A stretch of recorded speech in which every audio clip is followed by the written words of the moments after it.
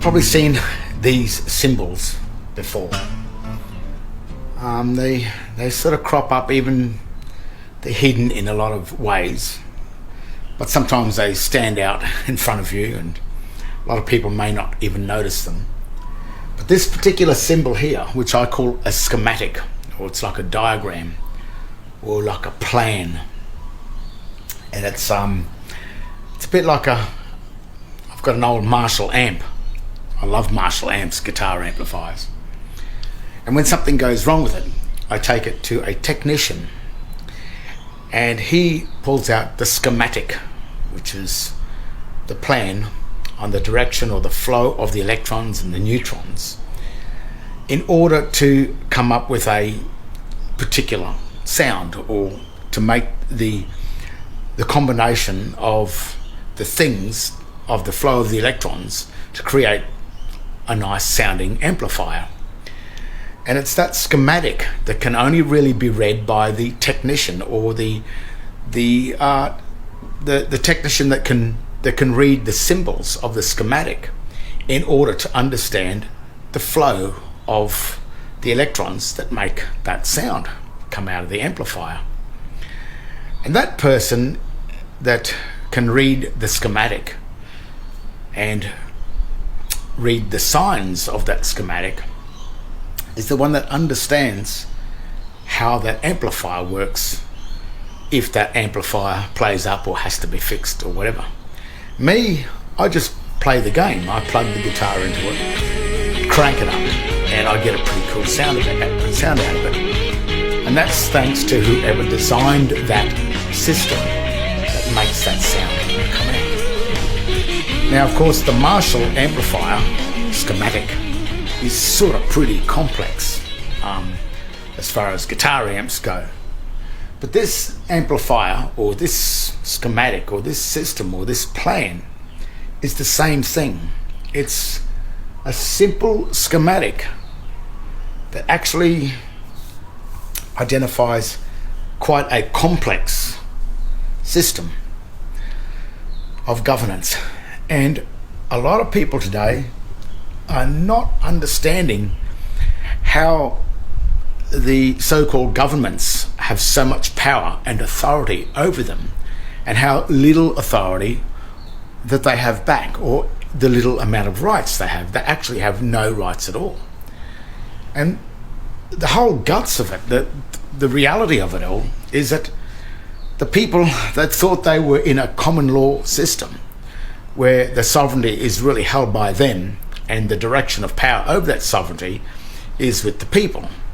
But what's happened in this system and in relation to these Masonic systems, these symbols, is that you have been changed from a land-based common law system into a military, navy, or military water-based system that works and operates in a form of shipping or a military system, where you have been turned into a private citizen of a foreign administrative ship that administers a thing called a trust territory.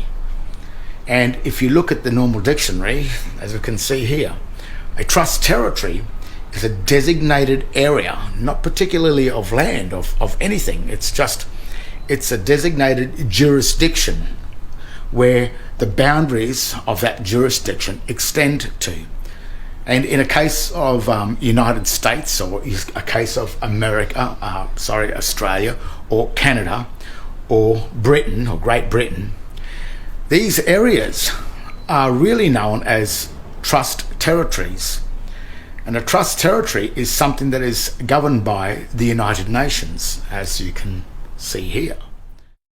United Nations trust territories were the successors of the remaining League of Nations mandates, and came into being when the League of Nations ceased to exist in 1946. All of the trust territories were administered through the United Nations Trusteeship Council.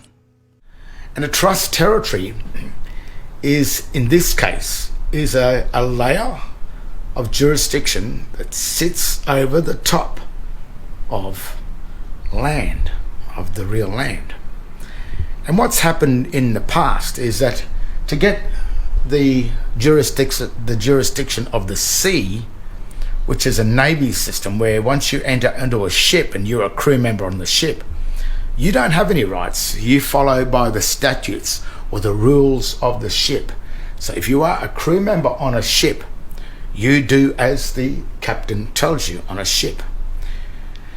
But on land, you have this common law right, where it's not shipping, you're on land and you hold the sovereign power, which is really the birthright to the land.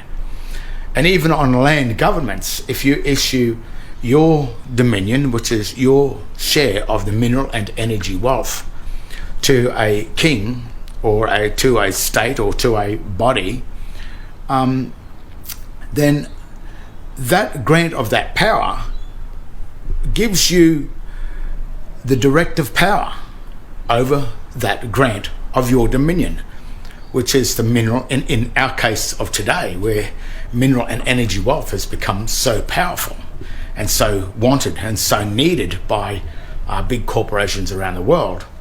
That right, that mineral and energy sovereignty belongs to the people.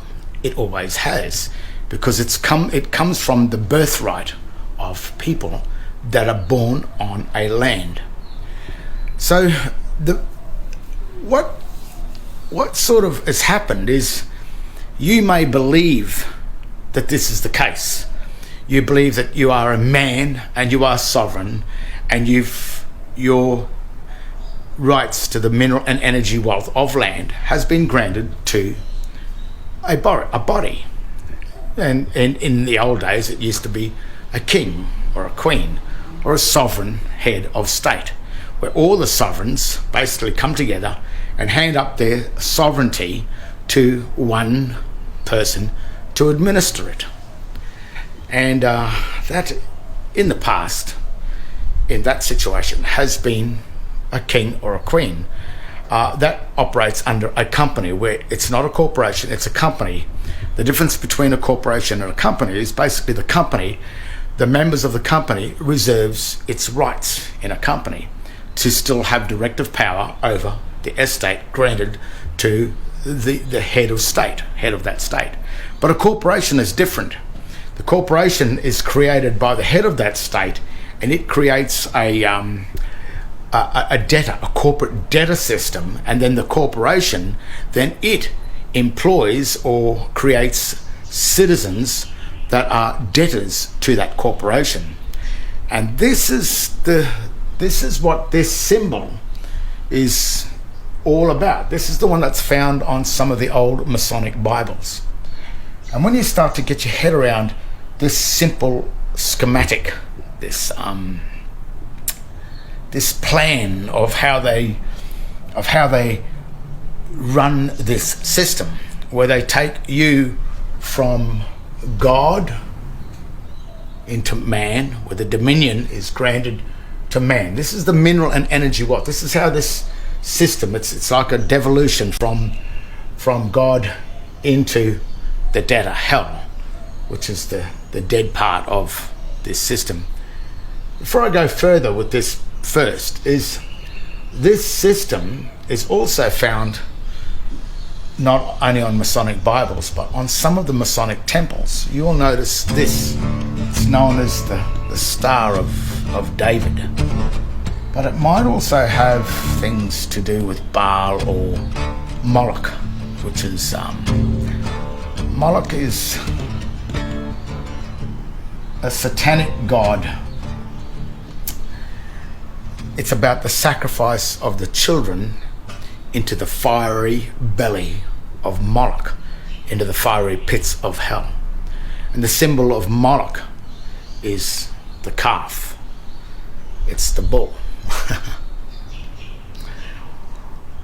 which is really the Vatican, is Moloch. I'm going to show you where Moloch comes into being in this strange Masonic system. Basically, someone's got to control the sinners. And the sinner is the debtor.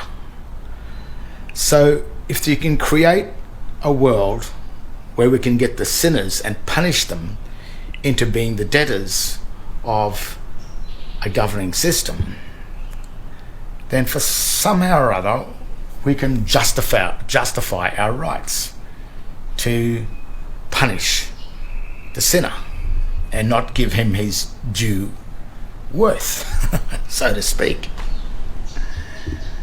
So this system, which is really got to do with Zionism, and as you can see here, this is the Z for Zionism. And where this comes from is it sort of stems from here.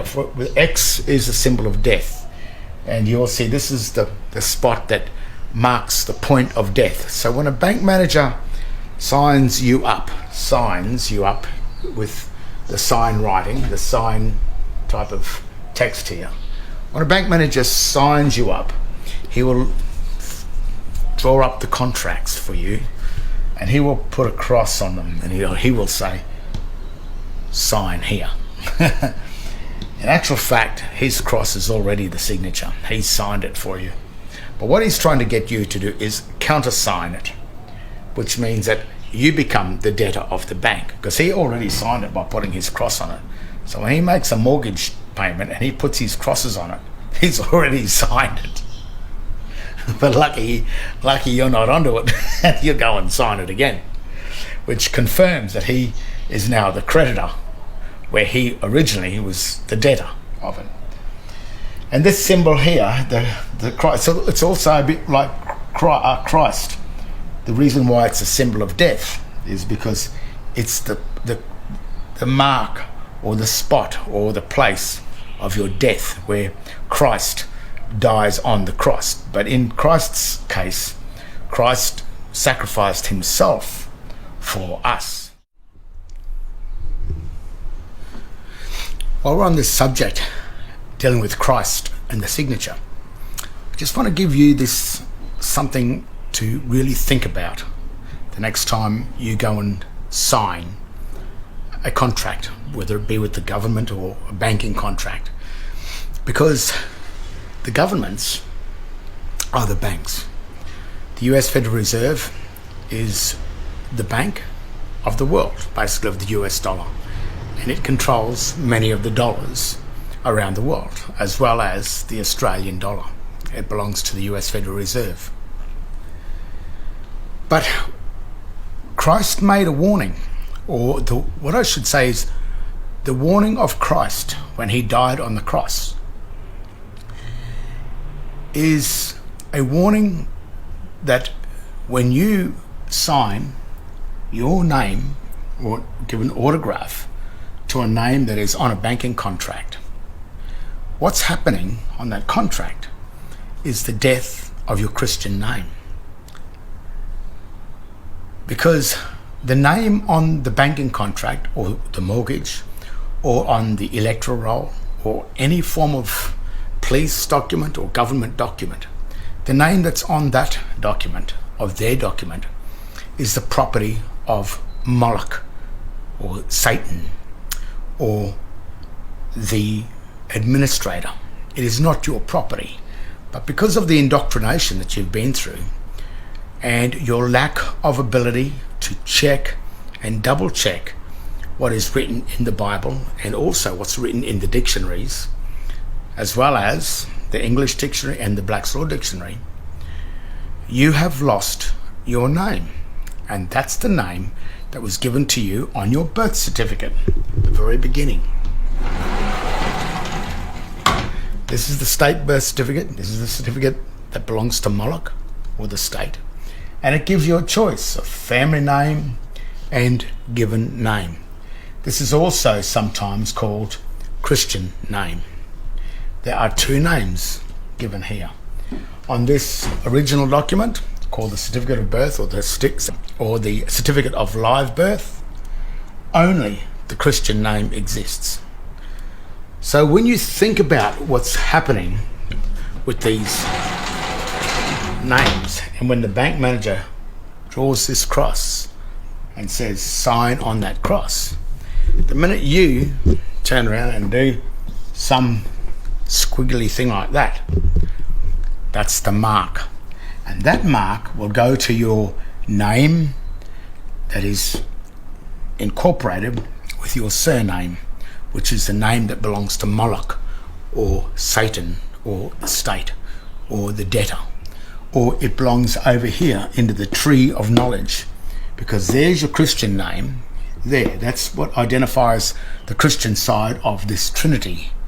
This is the debtor side, the Moloch, the sinners, the surname. And when you autograph where that cross is, just think about it. Is that Christ telling you that by joining and incorporating yourself with the debtor over here, with the surname, is that the death of the Christ inside you? You see, everything in the Bible is a symbol. It's a symbol of your life, of everything that you're going to go through. It's a warning of what you must be careful of, what you've got to watch out for. It's a warning of the world of sign, of sin. And as I've said before, the word sign is S-I-G-N, and the G is simply the governing of sin. It's a Gnostic system. It's hidden. It's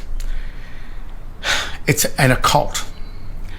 And these symbols, while we're on that subject of Christ, is when you sign the contract under a surname, then your true name of the creditor side has died on the very mark where that contract is. And then what the bank can do, the bankers or the debtors, the administrators can do, they can always pull that piece of paper out and say, no, you put your mark on it. That's your mark. You claim this name. You claim the name of the debtor. You claim the name of the sinner. And within this Trinity, within this trusteeship, you claimed to act over here on the debtor side of that trust. And the reason why you are there is you just did not know the symbolism, the schematics, the satanic Gnostic system that is behind the system to get you to kill yourself on the cross. Christ dies on the cross. Your Christian name dies on the cross. This cross is also these two triangles like this, inverted. One's a mirror image to the other one. And what these triangles, these three, which is a very powerful thing. We all know that triangles in buildings, and even up in here, a lot of buildings use triangles for strength, because a two-way contract is a contract between two people.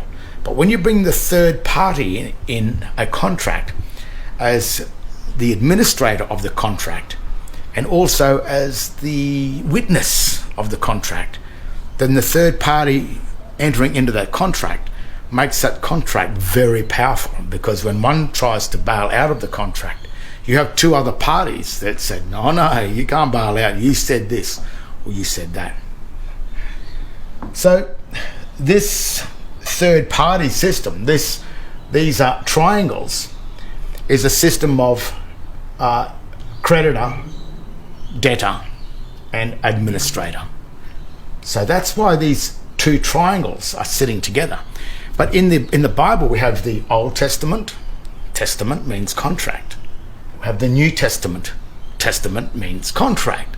So the Old Testament and the New Testament are two contracts. But see, Christ said in this one that he said, I have not come to do away with the Old Testament. I've come to fulfill the system. So remember, it's not being done away with. So the Old Testament is very much as a part, or it's a crucial element in this new contracting system. It's the world of the dead. And what's happening is the first contract was God, basically, Moses God and Adam and the snake, or the Vatican, which sets up a basic land law trust where God grants the dominion, which is the mineral and energy wealth, which is the sovereignty, which is all of the authority over this equity, which is the earth. So God grants that to man. He says, here, you take that. You can be the first trustee of the whole world. So this world was granted to man as the trustee of the world. What man's done is, he probably thought, I don't want to be the trustee. Because being the trustee is being like the debtor, the one that has to pay the debts and can only use the sovereignty or the power of it in a usufructory system, meaning he cannot make profit from the system, but he's there to look after the system and to make sure that everything is, well, he had to name all the animals, the trees and everything, and in order to put them in the book, because he needed to name something in order to take a log of it all.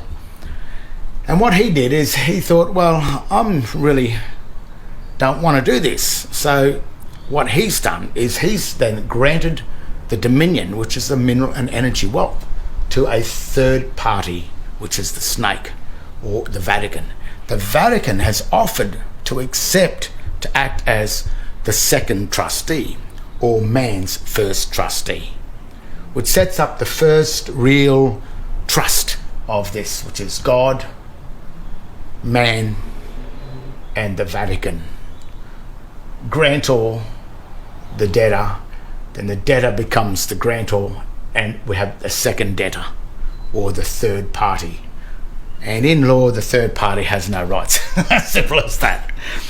If you think about a ship, on a ship, there's a passenger gets onto the ship, there's the captain of the ship, and there's the crew.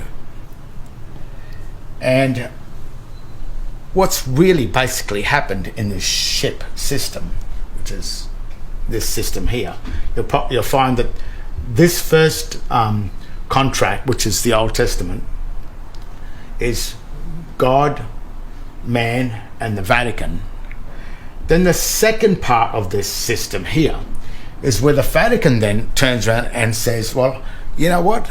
I don't really want to be the first trustee of man, because no one really wants to hold the sovereignty. Who really wants to be the king, or who really wants to be the boss or the CEO of the corporation? Because the whole weight of it is on him, on his head. Same what's probably happened to the Queen. The Queen has simply become the first trustee. The first thing she did was she got rid of it, and she gave it to another trustee, the Vatican. Then the Vatican, it turns around and offers to be the trustee of man, because the Vatican knows how to convert man from the debtor. The Vatican knows how to convert man from his creditor into his debtor, and that's all it is. That all happens in Adam and Eve, when on the tree, there's the tree of knowledge. There's the tree of life, and there's the tree of knowledge, which is the tree of death, or the tree of debt. And all the Vatican or the snake did was offered Eve the right to come from the creditor to come over into the debtor. But what did he say? He said the fruit, it tastes good, it's beautiful. And that's what Eve said when she ate the fruit, which has become the usufruct, which is using the fruit of the debtor, which is really just the credit card. And once Eve had a taste of the credit card, or the ability to borrow from the future, she thought, this is good, I like this is nice. But the only thing is that when you go there, at some point you have to pay it back. And that's the whole guts of what's going to happen with this system. Now, this goes from God to man. Man grants the dominion, mineral energy wealth, the sovereignty of the planet to the Vatican. He becomes the first trustee. This probably happened around 1213, or 2 years before the Magna Carta. I think it's the Treaty of Rome or something like that, where Rome has accepted to own everything on the planet. It has become the first trustee. And what happens then is that, being the trustee, he's the first debtor. The Vatican must pay all the debts. And man then, the minute he accepts to act as trustee for man, man then comes right around down to here as the creditor. And all of his debts are paid by the Vatican, by Moloch, by the bull, by the snake, by the serpent. And one would say, wow, why would anyone want to pay the debts of the world? And before we just go there, when this first happened, when man granted the dominion to the Vatican, when he handed the dominion on, God said, man has come like one of us, simply meaning that man has become a grantor of the dominion. Man has become the beneficiary of the sovereignty of the planet. Man did it because God had it. He granted it to man, but man got wised up with it. He thought, well, I'm going to grant this to someone else, so he grants it to the Vatican. Then the Vatican comes along, and he then grants this debt to a new debtor.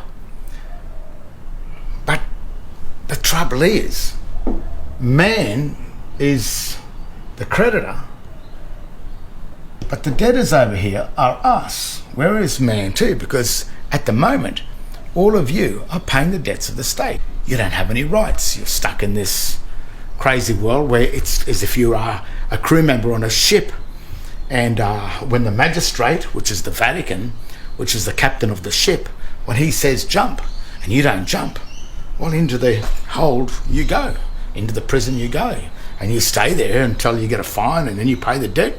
You can't come out until you pay the debt. Then everything you own, your houses, your cars, the whole lot, if you don't pay the rates on it, doesn't matter how much you own your house, if you don't pay the rates, which is rent to the owners of the land. And how come you own the land, yet you got to pay rates on land that you thought you owned? But that's because the trick of the Vatican is that he converts man that has come down as the creditor. He's so clever that he tricks man from being the creditor over into the land of the debtors. And that happened at birth. When we were born, the state placed us over into this area first. And it wasn't that the state did it. It was because our mothers had granted us, we were the dominion, had granted us and gave us to the state to look after. That only had that time period was until the age of majority. The biblical age of majority for a man is 21. And that is how this trust works. So what happens is man grants the dominion to the Vatican. Then the Vatican, which is the trusteeship, which is the debtor, the one that pays all the debts, he's granted it to another party, another third party, which doesn't actually exist. There's man, there's God, there's man, there's the snake. So what is this thing down here? How come that we've come down into the debtors of this? Well, those things are called persons. And what the Vatican had to do is create, this is the true contract here. This is God and man, which is real. This is the realm, which means real. And this is the Vatican. What the Vatican had to do was create a new quasi one of these things down here, which is the mirror image of the Old Testament. and it is the world of the dead. It's the world of the fiction. It had to be created as a complete fictitious world that had nothing to do with reality whatsoever. But he had to make this world here look like a real world. And that's why we can see over the last 30 or 40 years where our lands have become more under the control of the Vatican or the Unidroit or the Treaty of Rome, which is the Unidroit Treaty of Rome, signed by Whitlam in 1973. And also, as I've said before, Kennedy didn't want to sign the Unidroit Treaty of Rome, handing the administrative area of the United States over to Rome or the Vatican. So he got his brains blown out over it, and then Lyndon B. Johnson then signs it over, and then the United States became a signatory of the Unidroit Treaty of Rome in 1964, I think early 1964, whereas Kennedy was shot or murdered in 1963. This is what's happening here, from land law into the law of the sea. And this fictitious world, this they had to create was a person, not a man. Man lives up in this world, but in this fictitious world here, this is persons. This world has no jurisdiction with man. As a matter of fact, man can't even enter into their courts or enter into the ship. And the reason why this is because both the creditor and the debtor had to be set up in a fiction in order for man to benefit in this new quasi-strange, fictitious world of the dead. And what Christ came along and did was that he offered this world of the dead to us, but he died for us in this world as the trustee. So in a way, Christ is here, sits where Moloch is. Christ is sort of Moloch in a way. He's Lucifer. He controls the world of the dead. He's the one that sacrificed himself into this world in order to act as our trustee, which is strange, but that's what I mean in Matthew. And what he did is he said, in my name, which is the Christian name, he will save you. But if you take, which is over here, this is the Christian side, which is, if you look on your birthing certificate, you have two names on your state birth certificate. You have a name and a surname. Your name is John Henry. The surname is, say, Smith. So what Christ did is he gave you a choice of two names. Would you like to have a Christian name or would you like to have a surname? It's up to you which one you would like to be birthed to. And that's why there are two birthing certificates. You see, this is the certificate of birth, which births you onto the Christian name. In my case, name in full. Here it is here. Cross, which means dead. Christian name of child, which means dead name of child, which is written in all uppercase text, Bromley Stewart. That's it. That's my name. The surname is not on this certificate. It's not there. But on one of these things, which is the state birth certificate, it gives you a choice of family name, which is your, and given name, which is your Christian name. There's a choice of two names: Smith, John Henry. The certificate of birth, which is the creditor side, I'll just write that here.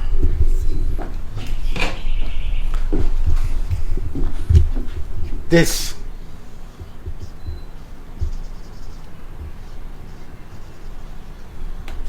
one, the debtor.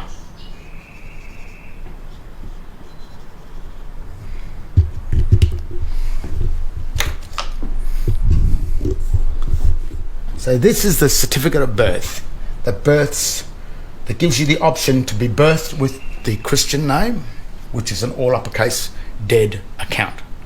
But that's what Christ created this for.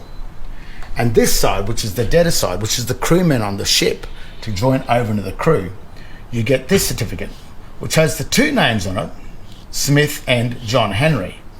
It has a birth date of Smith up here, but down here has a birth date of John Henry. This birth here, which is called the date of registration, is the creation of the setting up of the true birthing certificate. So on a ship, on this new Christian ship that you are on, which is this one here, which is over here on the ship, there's your choice. That's why on my last videos I'm saying you have two birthing certificates. That means there's two births. And a berth is the place where you park your ship. The B-E-R-T-H is that, but a B-I-R-T-H is the birth of a person. Remember what I said up here? God, man, and the snake. But there are no persons up in the Old Testament, which is the reality, the realm. But in the New Testament, which is a quasi, which is a total fiction that Christ had to create as a remedy for this, you have had to be changed from a man into a person. That's why you can't be a man in the system of Christ. Christ deals with persons, and a person is an incorporation. And the incorporation means that, are you incorporated with the birth of Christ, the Christian name over here?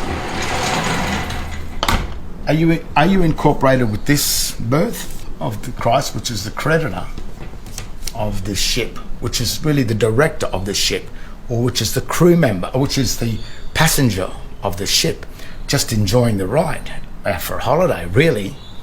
So are you incorporated like a person is an incorporation? Are you incorporated with the creditor side of this trusteeship, or are you incorporated with the debtor side of this? See, that's what a person is. A person is the birth of an incorporation. But are you birthed with or incorporated with the debtor, or are you incorporated with the creditor? And probably you start to wonder why the police officer says, you know, what's your name and date of birth? What's your name and date of birth? Because they want to know, are you John Henry or are you Doe? But if you give, my name's John Henry Doe, because you don't know what's going on, well, then suddenly you will realise that, okay, the police officer's got John Henry in all uppercase there. He's got Doe in all uppercase. So he has two officers, the office of John Henry and the office of Doe. But you thought John Henry Doe was one, but it's not, it's two.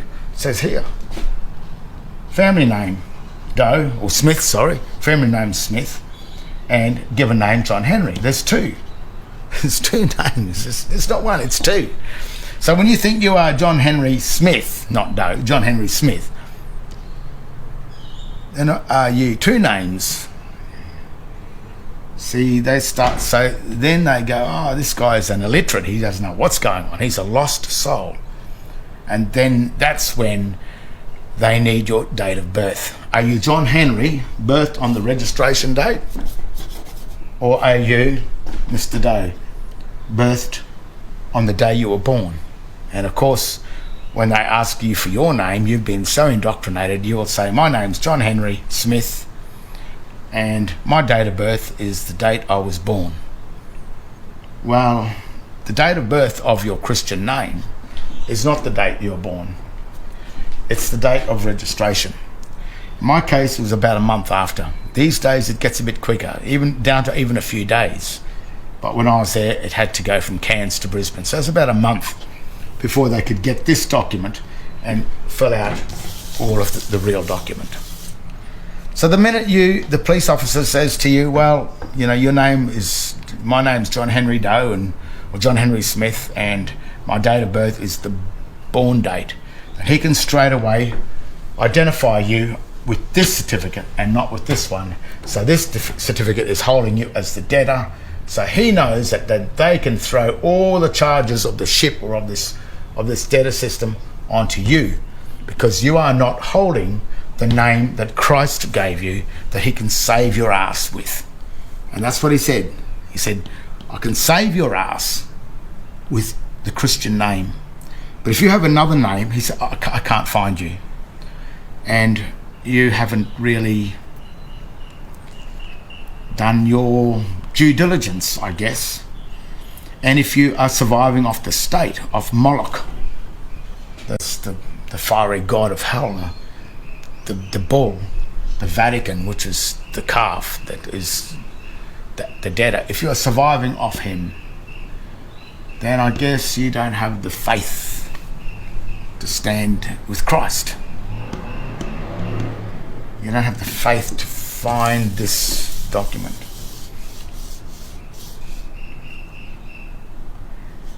And this schematic, this plan, these plans are what's sitting on Old Testaments, on old Masonic Bibles. And that's what this schematic is all about. Because once you come into this world down in here, which is the world of the New Testament, which is the one that Christ is looking after, Christ offered you to stay here as the creditor, or at the age of 21 you can find your way back over into the creditor side. But if you remain on the debtor side over here, you are like a crew member on the Vatican ship. And I can tell you something, that Vatican ship is one harsh ship to be on. The Vatican has been handling the law of the sea for thousands of years. And what this is, once you've been brought down into this, once the Vatican offered man to act as the beneficiary of his trust, then you come down and sit over here. And then your mother really has thrown you over to here. But at the age of 21, you have the right to come back from there, back onto this side of the trust. Which means that this side holds the power of direction over the captain of the ship. Because you are in this area, in this side, you have the rights of the passenger. And the thing about a passenger is on a ship is that even on the P&O or on the cruise liners that travel around the world, must be beautiful to go on one of them. I'll go one day. To enter onto those cruise ships, the passenger has a bill of right, which is really the constitution of the ship, of the trusteeship. And that's where things start to shine in relation to when you're the debtor of this trusteeship, or like a crew member on the ship, then you don't have a Bill of Rights. So the constitution of your country, and if you don't have any rights to that constitution, and you're holding the surname and you're holding the wrong birthing certificates, such as the state birth certificates, well then this is the consent, this is the proof that you are no longer under the true constitution of that trusteeship, the true constitution of the state, or the trusteeship called Commonwealth of Australia Constitution. You are not on this side. You don't get the benefit of it. You remain over on the debtor side, holding the wrong birth certificate, holding the surname, which is a crew member on the ship. So all you've got to do is follow the orders of the captain until you return back to here. Now, what does this ship hold? The ship holds your equity, which is down here again. When you went onto this ship here, God granted you the dominion. The dominion is the authority over the mineral and energy wealth of the ship. So when you come onto the ship, the Vatican then holds that and puts that into its hull. And it then administers your mineral and energy wealth while you are on that ship, as the passenger. It's like your cargo on your boat, on the boat. When you get onto the ship, you give them your cargo, and it administers it. It holds it, uses it as a usufructory term, I guess you could say, until the voyage is over. And in case of a voyage of life, I think it's a 70-year term. So when you hit 70, then you have the right to either leave the ship and reclaim your equity, and whatever they've made profit out of it. Remember, the ship can't make the profit, but if they've made profit, then all of your mineral and energy wealth royalties will be in that. But you can't get that back while you're a debtor, while you're holding the surname of this trust. To get this equity back that you granted to them in the first place, or that your parents did, or your mother did, when she's granted you them at the age of 21, the minute you come back to here, then you have the right to go back down into here to the captain and ask for your equity at the end of the trust, or to even use it while you're on the ship. You have access to that, but only as the creditor and only as the director of this trusteeship. So all those people that are inside the state holding surnames and on benefits of the state, whinging and complaining about their rights being eroded, their rights were not eroded. They never had any rights while they were sitting on this side of the ship. Remember, that's the port side. This is the side that aircrafts and everything, that's where you enter the ship. If this is an aircraft, that's the side that's all on. That's the side that which is the port. That's the side where the crew members, that's the side where the passenger gets on the ship, on the port side.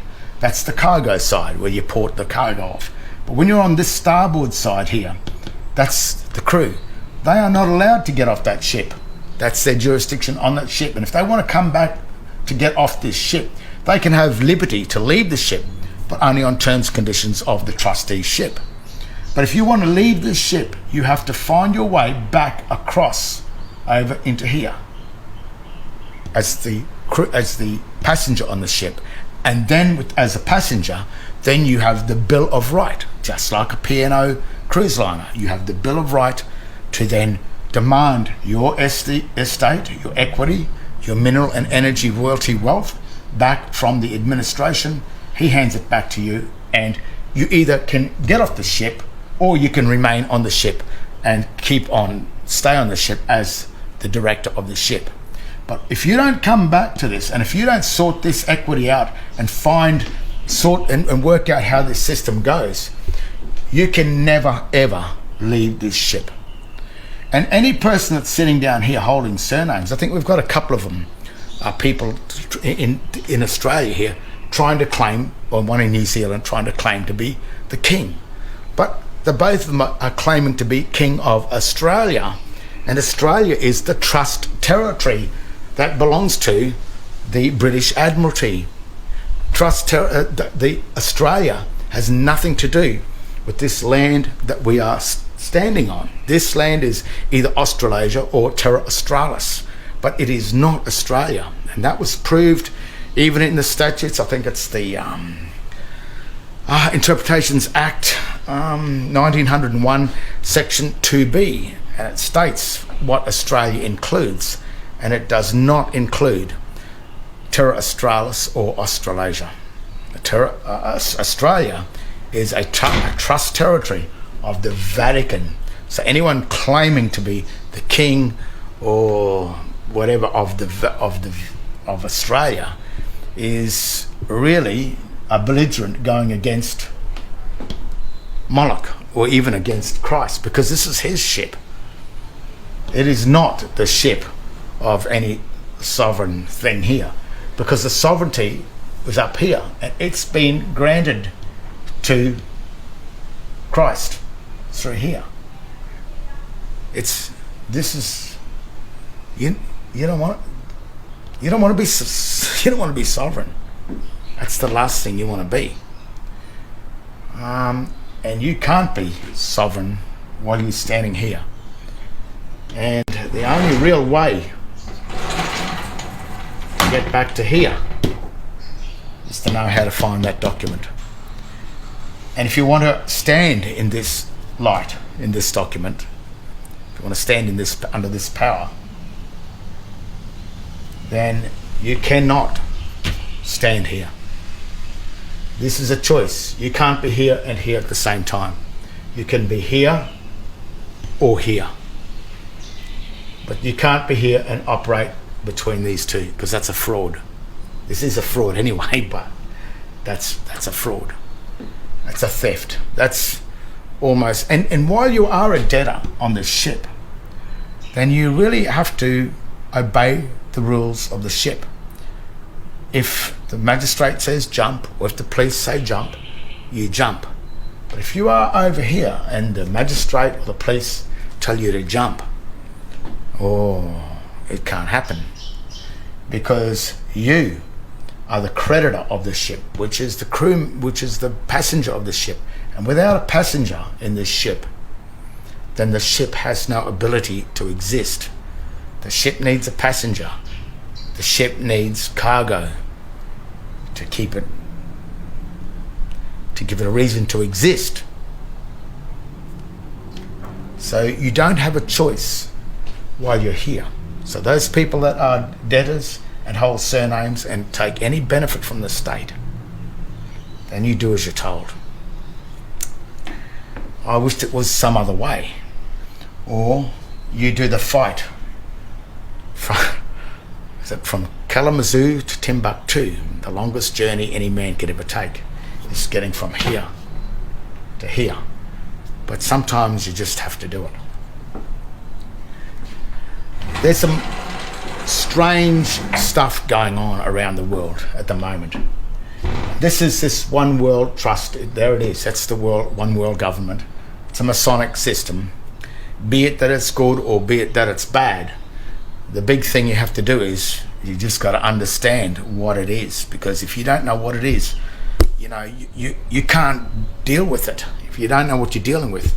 And this is very hidden. This is why it's esoteric or occultism, which means hidden, or Gnostic with the hidden G, in this Masonic symbol, which also means hidden or only known to a few. It's a bit like the technician that can read the schematic on the Marshall guitar amp.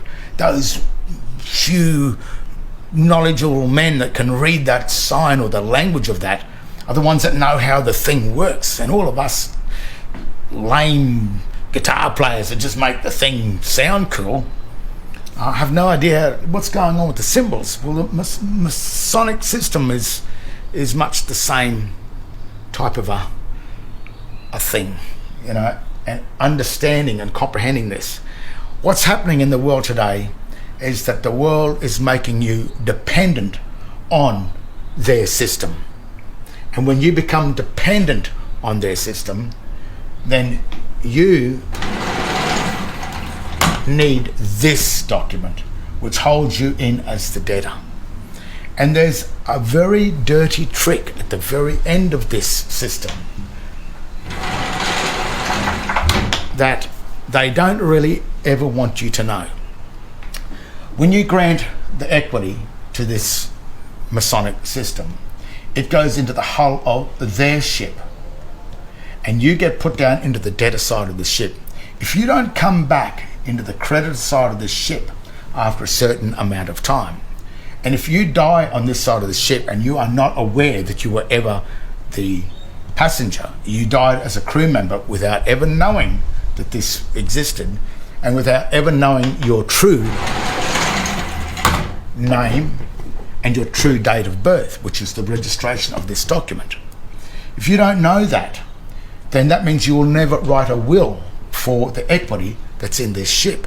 So that when you pass away as a debtor and never return back over to here as the creditor of this ship, then your equity, which is your treasury, in law remains with the trustee, with the Vatican, with the snake, with Moloch, the fiery hell. Moloch was all about sacrificing the children. And the word birth and the word child here written as sign, birth, child, that means stillborn. So what this document is a sacrificing of the child into the belly of Moloch, because this child has been born stillborn, which means dead. It says this child includes stillborn. So even though Moloch was the picture of the fiery bull, where they threw the children into the fire and rang the bells to hide the screaming of the child, this is what it says. This is what they used to do. This system is a symbolic system of sacrificing the child into the belly of the debtors of this system, this Moloch system. And only when you turn 21 can you have the right to get out of the fire of debt, into the peace of the cove, of the calm of the creditor. So that document is the sacrificing of the child, the dead child, into here. And while you're dead, you can't ever make a will on your equity. You can never leave a will to leave this, come back to you or to your children or to wherever. So if you don't find your way from here back to the creditor, you can't make a will. And then when you die, all the mineral and energy royalties that have been paid into your trust account, into your Christian name, remains with the snake, remains with the Vatican, remains with the bull, remains with Moloch, remains with Satan.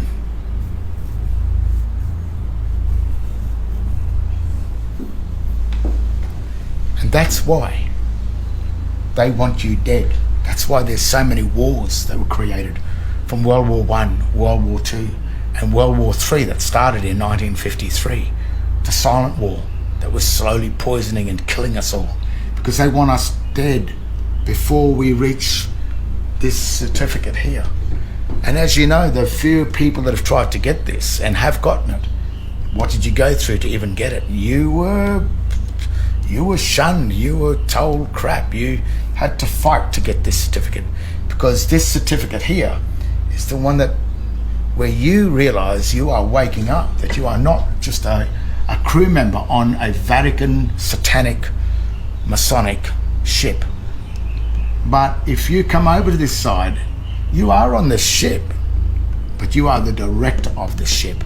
And being on the director side, you are out of the danger, the death zone of this ship. And you have the right to either remain as a director, because this captain of this ship, he cannot do anything but obey your orders. And they don't want to sink this ship, they've got to keep it going. So you have the power over the satanic thing. Or you can get off. And you can take your equity and off you go. So you have that power over that ship. But you don't have that ship, that power over here in this credit, in the debtor side. You don't have that power while you hold that.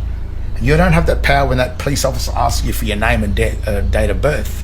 You'll say John Henry Smith and then give your born date. Oh man, you're gone. That copper knows he's got you. But if that police officer can't get this information and you start giving this, that police officer, if he's dumb, he'll carry on. But if he's got any brains at all, he'll get back in that commercial vehicle that he's in, because he's not even the government. And you shouldn't see hightail it and get the hell out of there, because this is the power. And all he has to do, all this one here has to do, is send a notice to the administrator, who's the magistrate, to charge that debtor. And that debtor can never get back his equity while he's here. And we have a trouble. That's one of the troubles we have with these new so-called kings that are trying to claim kingship over this thing called Australia, or the thing called Britain, or the British royals. The Queen's probably too happy to give it away. The poor thing, she's been the debtor for all these years, and but has had to deceive everyone into this sort of system. But then we got these other people that are from here that don't know anything about the reality of this. But like I say, the last thing you'd ever want to be is king or queen of anything to do with this system, because this system is a trust territory. It floats over the top of this country, of this land. It's probably known as Terra Australis. Remember that was known since 350 AD. This country's been known about. Even Magellan, I think he bumped into it sailing along in his tinny. Whoa, what's this? And then, of course, the Duifken, which is the Dutch in 16-something, 16, early 1600s, 1500, 1600. And then old Lieutenant Cook, which is, again, people think that he made a claim over Australia. Well, he did make a claim over Australia, because he knew darn well that Australia was not Terra Australis. That's why they called it Australia, because they didn't want to be accused of stealing anyone's country, which he didn't. And this whole thing is Zionism. As I've said, this symbol here is on the Israeli flag. Zionism is the journey from God into the Dead, to hell, and also the journey from hell back up to God. And there it is. That's what it's all about. The other document is to read is Silent Weapons for Quiet Wars. That was supposed to be deemed as a fraud or as a hoax, but what I think it was the it was the schematic of a hoax. It was the plan of a hoax. The document itself was a true warning of a hoax. And so Zionism, the Masonic system are the sort of keys behind this schematic of the trusteeship of life.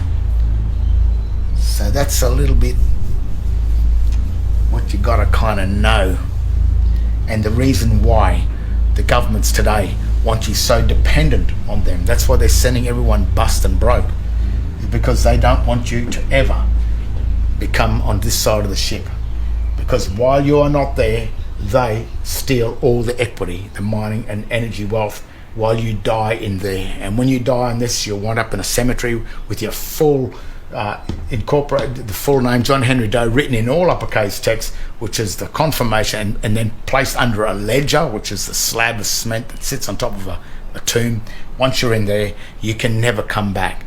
So you've only got your living time here to find your way back from the debtor to the creditor, to save your equity, and to be able to get off this ship of satanic fire to get back.